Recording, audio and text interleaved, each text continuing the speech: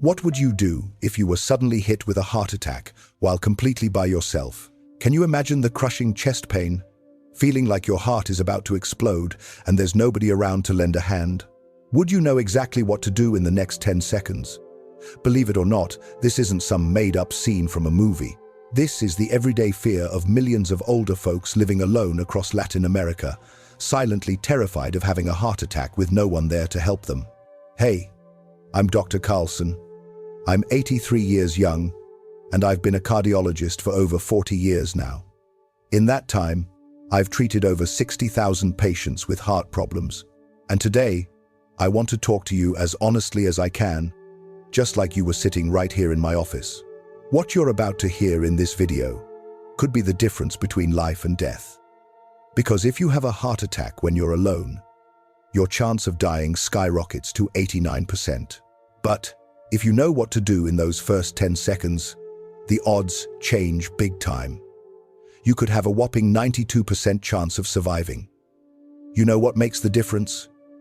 Knowledge versus not knowing.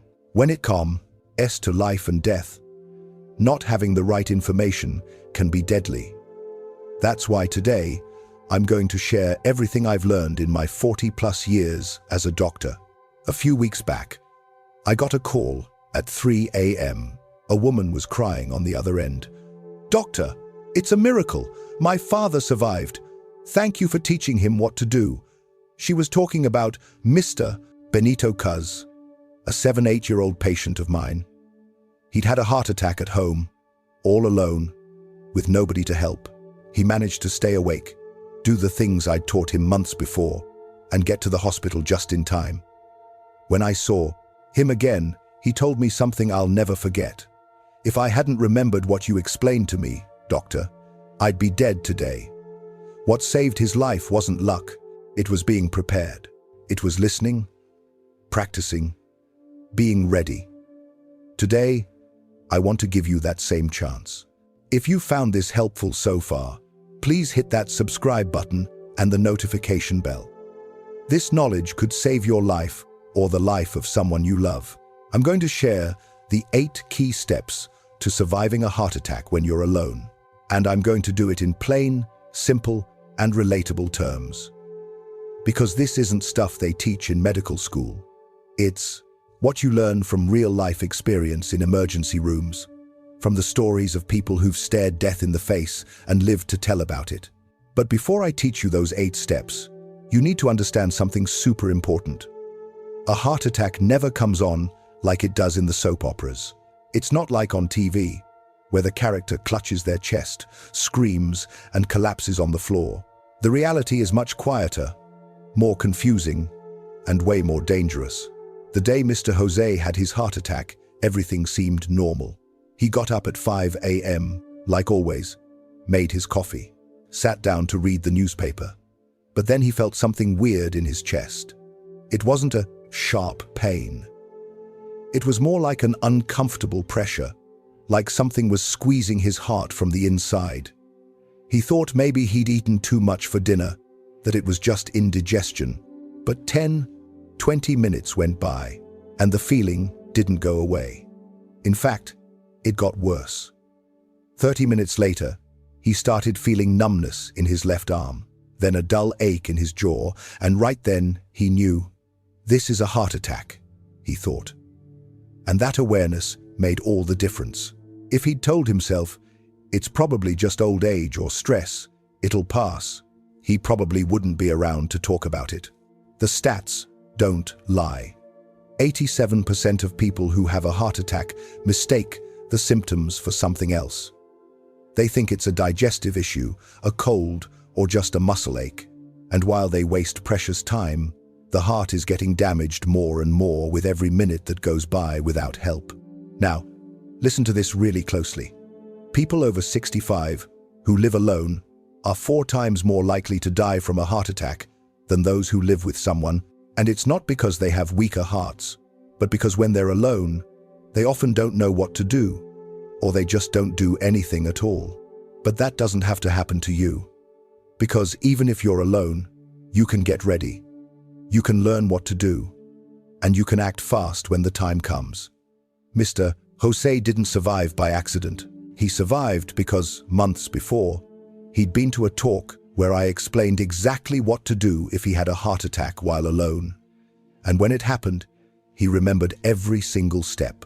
Instead of freaking out, he looked at the clock, took a deep breath, and said, "Okay, now I need to start the step-by-step process."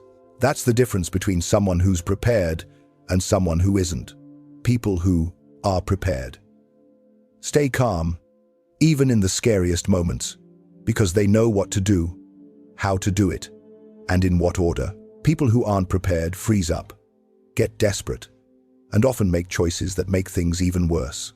And if you also have high blood pressure, diabetes, high cholesterol, or you're a smoker, the risk is even higher. But the most important thing is this: even if you have all those things working against you, if you're prepared, you can survive. And not just survive, you can get through it with the least amount of damage possible. Mr. Jose is completely recovered now. He's walking again, reading, enjoying his grandkids, and it's all because he prepared ahead of time. You see, and do it too. In the next part, I'm going to teach you the 5 most important warning signs your body gives you before a heart attack and how to spot them before it's too late. Most of the time, heart attacks don't just come out of nowhere. Your body gives you warnings. I want you to really remember these signs. Write them down and share them, because if you ever feel them or see them in someone you care about, you'll be able to act in time. First sign: a feeling of pressure, tightness, or weight in the center of your chest. It's not a sharp or burning pain. It's like something really heavy is crushing your chest, like a rock sitting right in the middle of your body. Some patients tell me, "Doctor, it felt like someone was squeezing my heart with their hand from the inside." And listen up, this pain or feeling doesn't just last a few seconds and go away. It usually hangs around for more than 15 minutes and doesn't get better with common medicines. Second sign: radiating pain. It starts in the chest, but then spreads to the left arm. Sometimes both arms, the neck, jaw, or even the upper back. Jaw pain is especially common in women. I know patients who thought it was a tooth problem, and instead of going to the emergency room, they called their dentist. Third sign: extreme tiredness for no good reason. If you suddenly feel wiped out without having done anything, like your body just can't go on, that could be a sign that your heart isn't getting enough oxygen. This sign is really common in women and often gets ignored. But if it happens along with other signs, you need to act right away. Fourth sign: sudden shortness of breath and cold sweats. You're resting, you haven't been climbing stairs, and suddenly you feel like you can't catch your breath and you start sweating cold, even if it's cool or you're sitting in front of a fan. It's one of the most alarming signs and is often mistaken for an anxiety attack. But if it happens with chest pressure or radiating pain, it's a clear sign that your heart is in trouble. Fifth sign: dizziness, nausea, or vomiting. If you suddenly feel dizzy, like you're about to pass out, if you get nauseous for no reason, or even throw up, don't just assume it's indigestion. A lot of people take an antacid or something for their stomach, thinking that's the problem, when really they're already in the early stages of a heart attack. And here's something really important. You don't need to have all 5 signs at once. Just having 2 or 3 is enough to think it might be a heart attack. And if you also have risk factors like high blood pressure, diabetes, high cholesterol, or a history of smoking, just one of these signs is enough to make you act fast. Mr. Jose, the patient I told you about earlier, recognized 3 of these signs: chest pressure, arm pain, and sudden tiredness. And that was enough for him to know what was happening and act without wasting any time. Because of that, the damage to his heart was minimal. Today, he still takes a walk every morning and enjoys his grandkids. And I want you to get to that point too. So, we're going to get to the most important part of this video.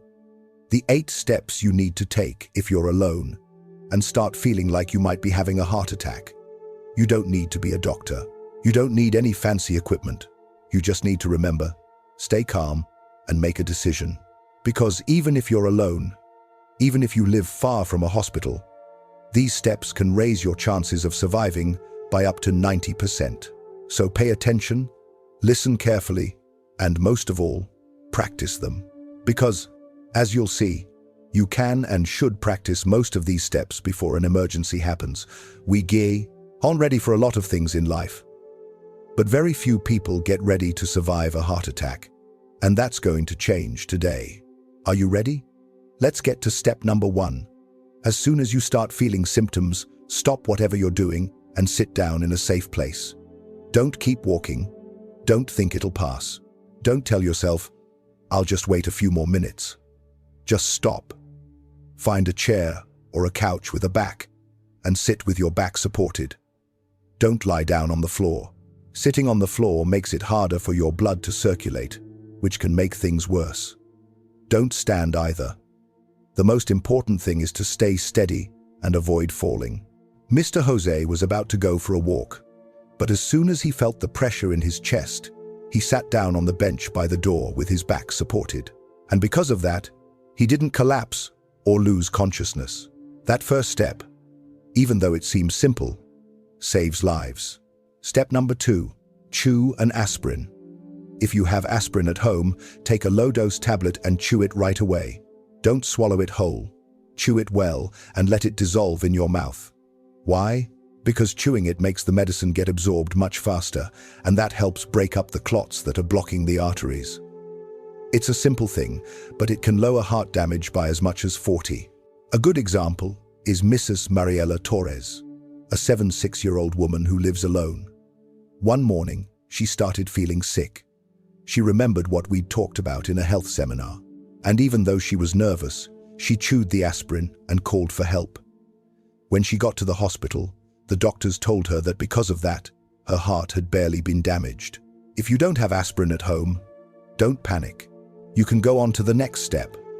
But if you have a history of heart problems, you should always have a box handy. Ideally, in a place where you can see it and easily get to it, like on top of the fridge. And if you're allergic to aspirin or have stomach ulcers, skip it and go straight to the next step. Step number 3, call emergency services and give your location clearly. The emergency number can vary. Have it saved in your phone, but the most important thing is to give your address clearly and completely when you first make the call. Because during a heart attack, you could lose consciousness at any moment. And if you didn't give your address before, the paramedics won't know where to find you. For example, you should say something like this as soon as the call connects. My name is Diego Morales. I'm at 25th Street, number 132, apartment 3B, in the El Roble building. I have chest pain and trouble breathing. After that, calmly answer the operator's questions. Don't hang up, don't exaggerate, but don't downplay things either, and speak as clearly as you can. Step number 4, open your front door and leave the key or code where it can be seen. This step is more important than you might think. If the paramedics get there and the door is locked, they'll waste precious minutes trying to get in. If your door has an electronic code, write the code on a big piece of paper and stick it by the entrance. If you use a key, put it in a place where it can be seen, like in a flower pot or on the doormat. Don't worry about a thief coming in. Right now, your life is more important than anything else. Step number 5, sit at a 45-degree angle with your legs slightly raised. Don't lie down flat. Don't sit straight up like a statue either. Ideally, you should lean back at a 45-degree angle, supported by a chair or couch. And if you can, raise your legs slightly on a cushion or pillow. Why this position? Because, it helps your blood keep flowing to your brain and heart without putting too much strain on your lungs or circulatory system. If you lie down flat, fluid can build up in your lungs. And if you sit up too straight, your heart has to work harder. Step number 6, send a short text message to your family members. Don't make phone calls. You shouldn't be talking on the phone right now. Talking takes effort, and that effort can make things worse. Instead, send a quick, direct text message without a lot of extra details. Something like, I'm having heart attack symptoms, called 911. They're taking me to the hospital. Don't worry, come there. And don't just send it to one person. Send it to 2, 3, or more family members. That way, you can be sure someone sees it, even if someone else doesn't respond. Step number 7, breathe deeply. Breathe in for 4 seconds and breathe out for 6. This kind of slow, controlled breathing makes your heart work less and helps you stay calm and keep oxygen flowing. Do it like this. Breathe in through your nose, counting to 4 in your head, and breathe out slowly through your mouth, counting to 6. It's important to breathe from your belly, not just from your chest. And if you can, make a soft sound when you breathe out to make it more controlled. This trick not only relaxes you, but also improves your circulation and helps you buy some time. Step number 8, press the inside of your wrist and cough hard 3 times. This step isn't well known, but it can help you in a critical moment. Use your thumb to press hard on the inside of your wrist, right where you feel your pulse. At the same time, cough hard 3 times in a row. Why does it work?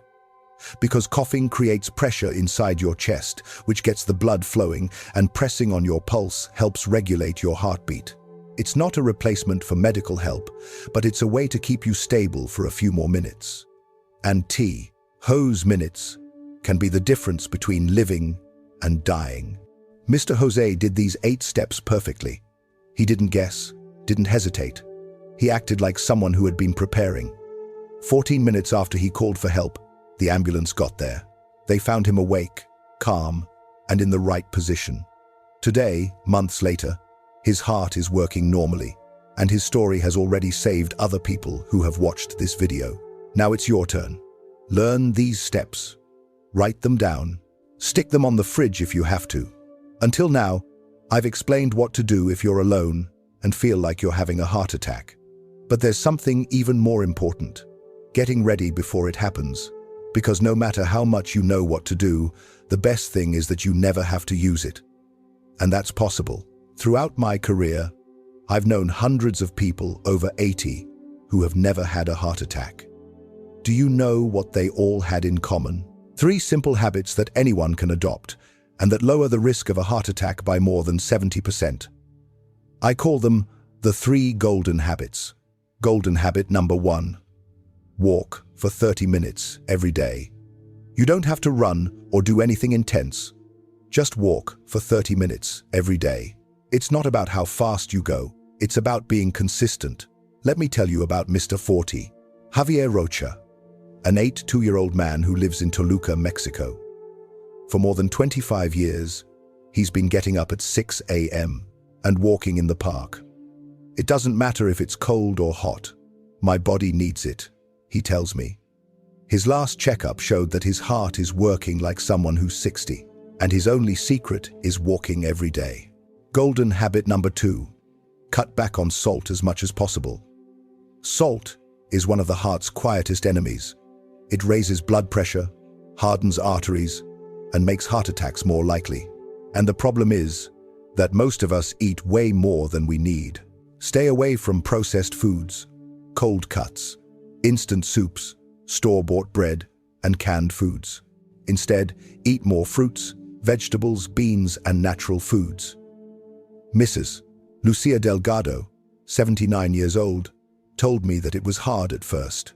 I felt like food had no flavor, but after a month, my taste buds changed. Now I can't stand salty food. It makes me thirsty and feels heavy. And since then, her blood pressure has stayed steady. Golden habit number 3. Quit smoking and drinking, no matter how old you are. I've heard the same thing many times. Doctor, I'm already 70 years old. Why quit now? And I always say the same thing. Because you still have time to improve your health. Mr. Mateo Rivas, 74 years old, quit smoking at 70 after doing it for 50 years. I thought it was pointless, but in 6 months, I was breathing better, sleeping better, and even going back to climbing stairs without getting tired. It's never too late. Never. Your body always appreciates the change. And if you're already taking medicine for blood pressure, cholesterol, or diabetes, never stop taking it on your own. Those medicines are protecting your heart. If you think you don't need them anymore, talk to your doctor, but don't risk it on your own. And please, get a heart checkup at least once a year. An electrocardiogram, blood test, and cardiac ultrasound can catch problems before it's too late.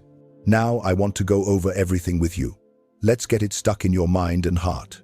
5 warning signs of a heart attack. First, pressure or weight in the center of your chest. Second, pain spreading to your arm, neck, or jaw. Third, tiredness for no clear reason. Fourth, trouble breathing and cold sweats. Fifth, dizziness, nausea, or throwing up. 8 steps to take if you're alone. First, sit down in a safe place. Second, chew an aspirin. Third, call emergency services and give your address. Fourth, open the door and leave the key or code where it can be seen. Fifth, recline at a 45-degree angle with your legs slightly raised. Sixth, send a short message to your family. Seventh, breathe in for 4 seconds and out for 6. Eighth, press your wrist and cough 3 times. 3 golden habits to prevent heart attacks. Number 1, walk for 30 minutes every day.